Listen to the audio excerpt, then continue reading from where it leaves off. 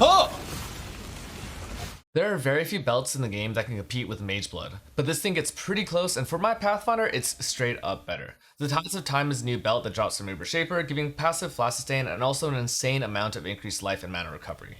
At its maximum roll, you can get 3 flash charges of each type every 3 seconds, basically enabling a baseline low investment perma-flash setup for any character. As a Pathfinder, this enables higher potency but lower sustenance flask setups. Of course, Mageblood gives you infinite flasks that can also be enkindled for increased effect, but there's basically 2 reasons why I think this isn't necessarily as strong as Tides. Firstly, the strongest Mageblood setup in previous leagues tended to rely on elemental flasks. These have been significantly nerfed to provide max res rather than damage reduction. This nerf is exacerbated even further by current T17 mods, which include minus max and elemental penetration, both mods that heavily negate max res.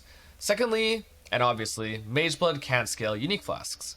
Progenesis was one of the most broken items in the game, and getting 25 increased flash effect on this thing is just crazy. The same also applies to Taste of Hate, and I'll go over why more in detail with my actual POB, why this is really important. Offensively, this also scales Dying Sun, which I do equip sometimes to easily hit the 3 proj threshold, basically giving me 33% more damage on my build. And that's not even considering how impossible Dying Sun usually is to sustain.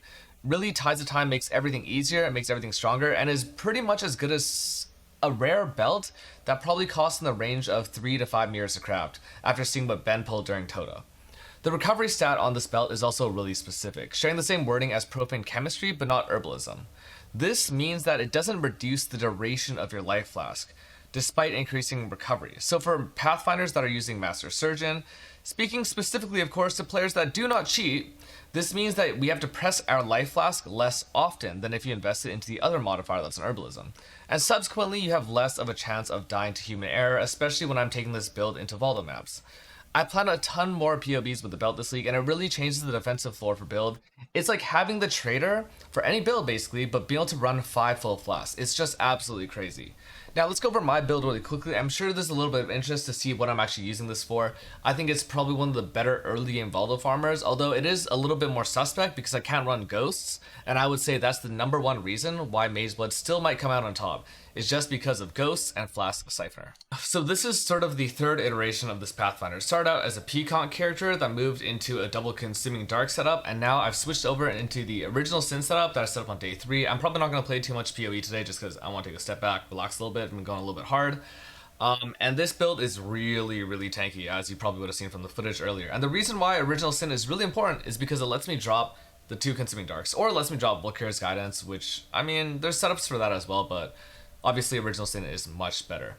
And even with Dawnbreaker in, which is a really great shield, I'm still not fully converting all my Fizz to Elemental. If I want to do that, I actually do need to get a double Corruption, also with a really high explicit roll for the Fizz taking as fire. Super hard to do, doesn't exist yet in the league, so I'm not really in a huge rush. Let's talk about Tides. Tides right now, when I equip it, it increases my max Fizz hit by 36, my max fire by 15, and basically doubles my life recovery from flasks. This thing is absolutely crazy. I would say that the weakest part of this build is actually probably towards either Fizz degen or just degen in general. I can barely tank Uber Shaper Beam right now with my current setup, and I do have a Mark IV, which is, I think, about, I don't know, 50% to 60% tankier, and better in certain scenarios, but right now I do want to take this into Valdos. But Tides is, yeah, really enabling this setup, and it's actually enabling these 2 setups as well. Without Tides, I actually wouldn't be able to sustain my Alchemist Granite, my Alchemist Basalt. Elemental flats are much easier to sustain. The armor flats are a little bit harder to do, and these are really important because I'm playing a full Transcendent setup. So I'm relying really heavily on Elemental Shift for my physical mitigation, and then using all of the armor instead to mitigate against small elemental hits. And I think this will be a really powerful setup in T17s. I mean, it really is. When you're talking about things that don't care about your resistances, so minus max, penetration, that sort of thing, it's just really great to have. This character also mits pretty well against crits by taking this. You have Poison Mastery, and then you also have Poison Prolip as a Pathfinder, plus Cremation, which is a passive skill. However, monsters that aren't targetable can still crit you, so that can be a little bit difficult. It also runs a 2-prop Watchtower for Fizz taken as. I need to roll this to be a little bit better. I'm also looking for several different third mods, which can all be kind of decent. My best in slot is probably Vitality, Life Last Recovery, but we'll see how that plays out. I want to talk about this Unnatural Instinct a little bit. So people use this for different things. It's really powerful because it enables 4 tattoos on attributes if you want to run that.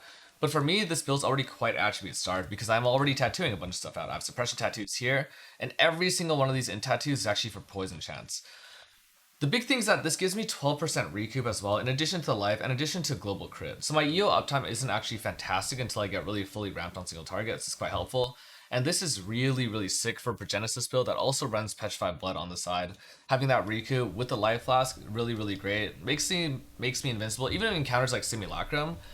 And for a build with almost no avoidance, no real block per se, because Dawnbreaker's block goes down when you get hit, I just think this is super, super, super crazy. Having that sort of recoup, really strong to have. The rest of the gear isn't super ironed out yet. I'm running a Oscillating Scepter, which self-crafted. This was an Essence cast speed for dot multi, and then Veiled Chaos or Veiled Orb for prefix with ITF, Benchcraft. Double shift helmet, suppression, life res. I do want to get res cap on my gear because there's a chance that my flask will drop, flask siphoner, ghost, that sort of thing. And when that happens, I would like to not be at 10k max LA hit. I'd rather be at I don't know, 60k max LA hit, which would probably let you survive still for that fraction of a second. Gloves, these can still be rolled to be quite a bit better, but suppression res. I'm looking at damage while leeching prefix. I'll probably switch that into a damage while flask prefix, because I probably won't be running any leech with my current gem setup. And then boots, same deal, res, life, move speed, suppression. So the rares are pretty straightforward. I'm also running this ring here that actually overcasts my chaos res quite a bit with Progenesis. I don't know if I want to do this or not, but with ED, it's pretty important to also have your chaos res capped all the time. And the overcap can help for curse reflection from despair. Original Sin, obviously incredibly important for this kind of build. But if you can't get it, there's a Mark II, and there's a Mark 2.5, which I didn't talk about, but that's basically playing Volkir's Guidance of this build, and it's, pretty, yeah, it's solid still. Right now I'm running 2 large clusters. This one's really important in particular. Spike Concoction, Breed for Potency, Reforge Caster, really easy to do. Eventually I wanted to set up a full Adorn setup, and that's going to play 3 large clusters. I think only 2 mediums, maybe a third medium if I can fit it. And that gets me to somewhere around 6.1, 6.2k life, and that's sort of where this character wants to go in the deep end game. And honestly, investment-wise, it's probably only 100-ish divines away, because I won't be looking for anything close to a perfect roll Adorn.